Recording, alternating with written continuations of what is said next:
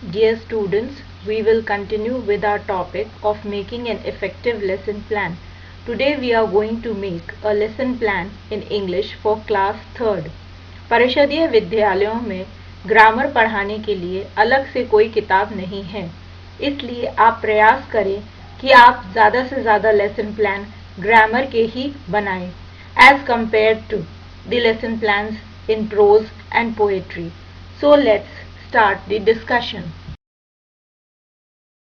Most of the steps will be similar to those we followed in the previous lesson plan on the honest woodcutter.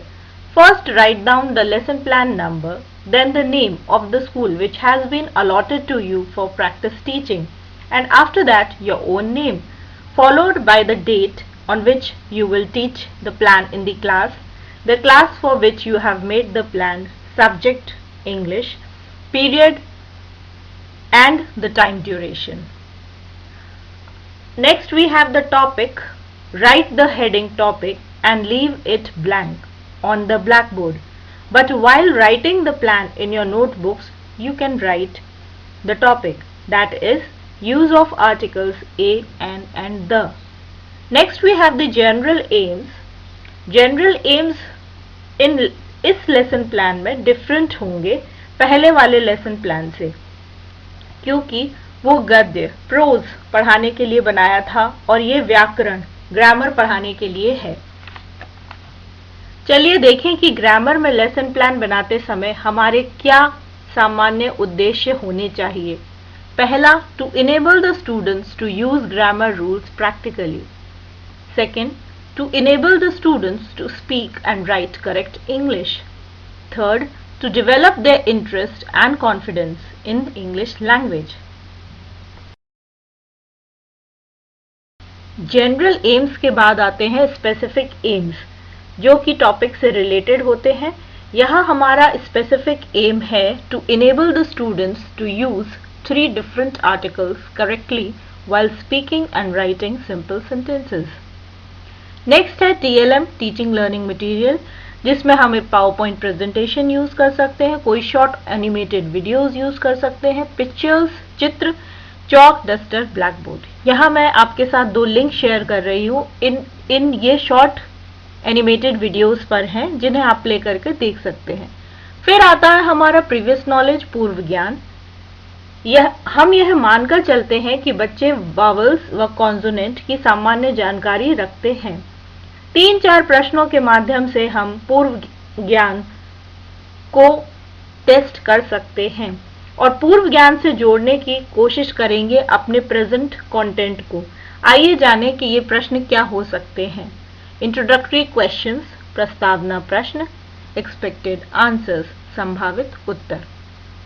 पहला, A, E, I, O and U are called, बच्चे जवाब देंगे vowels. Next question, translate in English, एक लड़की, संभावित उत्तर a girl. Next question, why do you write A before the word girl? आप girl शब्द से पहले A क्यों लिखते हैं? इस प्रश्न के पूछने पर बच्चे सोच में पड़ जाते हैं और यही बनता है हमारा प्रॉब्लमैटिक क्वेश्चन, समस्यात्मक प्रश्न। प्रॉब्लमैटिक क्वेश्चन के बाद अब हम अपने प्रकरण टॉपिक की अनाउंसमेंट करेंगे, जिसे हम कहते हैं स्टेटमेंट ऑफ एम, उद्देश्य कथन। इस लेसन प्लान में हमारा स्टेटमेंट ऑफ एम होगा students, today we will study about the articles a and the. Next, statement of aim के बाद आएगा प्रेजेंटेशन, प्रस्तुतिकरण, हमारे कंटेंट विषय वस्तु का प्रस्तुतिकरण। यहाँ हम अपनी अपनी क्रिएटिविटी के हिसाब से कई तरह की शिक्षण विधियों को उपयोग में ला सकते हैं। इस लेसन प्लान में मैंने यह लिखा है कि the teacher creates an interest in the students by showing the following picture. यहाँ स्टूडेंट टीचर एक पिक्चर बच्चों को दिखाता है, जिसमें एक लड़की है, ऑरेंज है और एक किताब है और उसके ऊपर आर्टिकल्स लिखे हैं ए एंड द। बच्चे जब इस चित्र को देखते हैं तो उनमें जिज्ञासा उत्पन्न होती है और फिर इसी के साथ स्टूडेंट टीचर अपने लेसन प्लान को आगे बढ़ाता है।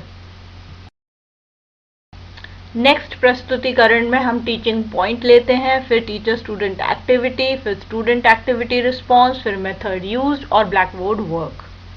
टीचिंग पॉइंट में यहाँ पहले देख रहे हैं हम introducing the concept of articles a and the.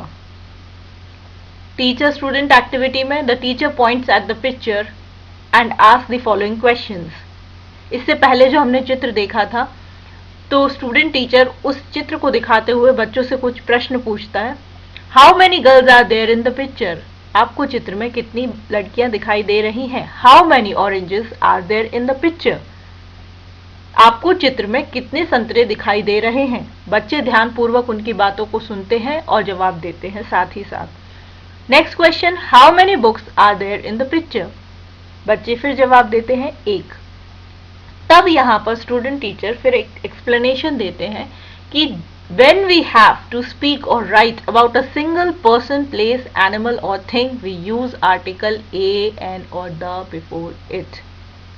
Student teacher बच्चों को समझाते हैं कि जब हम कोई एक या किसी एक व्यक्ति, वस्तु, जानवर या चीज के बारे में बात करते हैं, तब हम उसके पहले ए, एन और द का इस्तेमाल उपयोग में लाते हैं।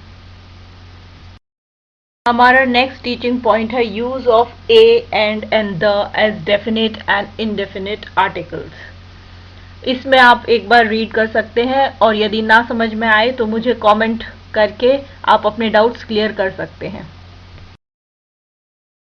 लास्ट टीचिंग पॉइंट है use of a and an. यहाँ स्टूडेंट टीचर एक 2 लाइन राइम की मदद से, सहायता से बच्चों को ये समझाते हैं कि किन शब्दों से पहले हम ए एन एन लगाते हैं और किन शब्दों के पहले हम अ आर्टिकल यूज करते हैं। प्रस्तुतिकरण के बाद आता है रिकैपिटुलेशन, पुनरावृत्ति। यहाँ हम यह जानने की कोशिश करते हैं कि जो विषय वस्तु कंटेंट हमने पढ़ाया है उससे हमारे विद्यार्थियों ने कितना सीखा, और यह पता करने के लिए या तो हम किसी एक्टिविटी या फिर हम कुछ प्रश्न पूछकर इस बात का आकलन कर सकते हैं। इस लेसन प्लान में जो स्टूडेंट टीचर है वह एक चित्र दिखाकर स्टूडेंट से पूछता है कि आप एक वर्ड लिस्ट बनाइए, और जब वो वर्ड लिस्ट तैयार हो जाती है तो उसके बाद में वह टीचर बच्चों से कहता है कि अब आप बताइए कि किस शब्द के आगे ए लगेगा और किसके आगे आर्टिकल एन लगेगा। जैसे the student teacher shows the following picture to the students and ask them to prepare a word list of what they see in the picture. Once the list is ready, the student teacher instructs them to add a or n before the word depending on the sound of the first letter of each word. Recapitulation के बाद आता है home assignment, गृह कार्य। और जैसा कि मैंने अपने लास्ट वीडियोस में आपसे रिक्वेस्ट की है कि आपको यहाँ मैक्सिमम क्रिएटिविटी का यूज करना है।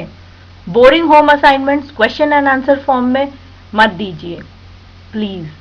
होम असाइनमेंट हमेशा इंटरेस्टिंग होने चाहिए, जिससे बच्चों ने आपसे जो क्लास में विषय वस्तु का ज्ञान अर्जित किया है उसको स्थायित्व मिल सके। यहाँ इस पर्टिकुलर लेसन प्लान में मैंने 2 क्रिएटिव होम असाइनमेंट्स यूज किए हैं। पहला एक बोर्ड गेम है, जैसे बच्चे सांप सीढ़ी लूडो खेलते ही हैं घर में, तो किसी भी अपने वेस्ट मैरिज कार्ड से ये बोर्ड गेम बना सकते हैं और इसको खेलते हुए इंटरेस्टिंग वे में सीख सकते हैं। गृह कार्य में आप कोई वर्कशीट भी दे सकते हैं, जैसे आप इसमें देख सकते हैं एक वर्कशीट है और लिखा हुआ है डू यू यूज ए और an before these words. Black board summary, जिसमें date, class, subject, period, time, topic और उस दिन जो भी कुछ आप बोर्ड पर, ब्लैक बोर्ड पर लिखते हैं वह सब ब्लैक बोर्ड समरी में दिखाई देता है। यहाँ थोड़ा स्पेस कम है इसलिए मैंने सिर्फ इम्पोर्टेंट चीज़ें ही लिखी हैं, पर ये वो मेन चीज़ें हैं, और ये तो कम से कम आपको लेसन प्लान जब भी बनाएं और ब्लैक बोर्ड समरी दर्शाएं तो मेन पॉइंट्स तो कम से कम ज़रूर दिखाई दें।